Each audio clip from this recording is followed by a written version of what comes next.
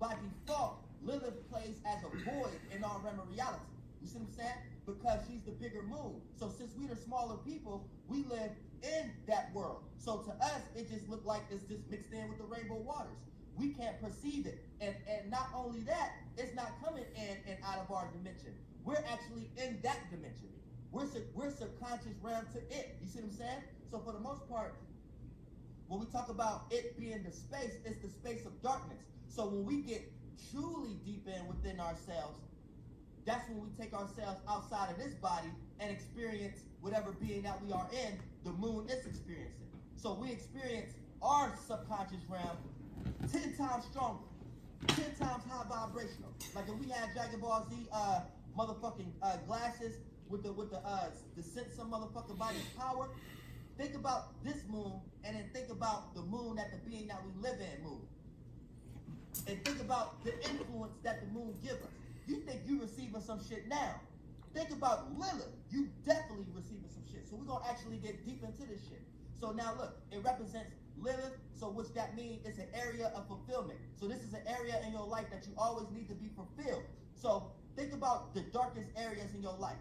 Now, depending on your natal chart and depending on your sun sign, that's going to be what's dark to you. You see what I'm saying? Like the spaces that you don't want nobody else to see.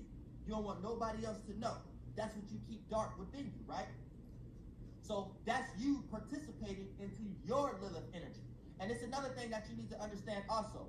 When we talk about Lilith, Lilith is not something you're doing. Lilith is something that's brought upon you. I repeat, the only time you're doing something is when it comes to your ascendant, slightly your 4th, 7th, and your 10th house, which would be your midheaven, your descendant, and your IC. You see what I'm saying? But mainly your first house and then your planets, your sun through Saturn.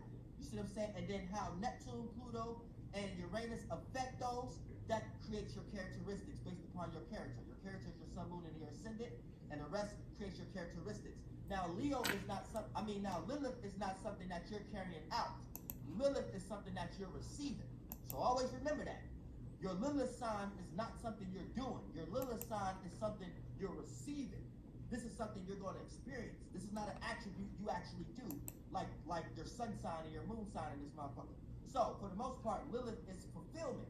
So, it's always going to put you in a situation where you need fulfillment in that area. So, the areas that you keep truly in the dark, that's an area that you keep it into a space because you're not bringing it to a light. So, light creates shapes and forms. Light is physical. Y'all need to know that. In the 4th, 5th, and 6th dimension, that's a wave. It's physical. You can swim in that shit. Why y'all think y'all called it with y'all words sunbathing? That's what it is. You see what I'm saying? So when we talk about shit that you keep dark, that you never bring to the light, especially if you're a person who got a lot of Scorpio energy or Pisces energy, you see what I'm saying? You might be manipulated. You might be secretive. If you're a person who got like a sun in Scorpio, moon in Pisces, or vice versa, you know what I'm saying? You might be secretive, manipulative, and things of that nature. You keep a lot of things hidden that people don't know.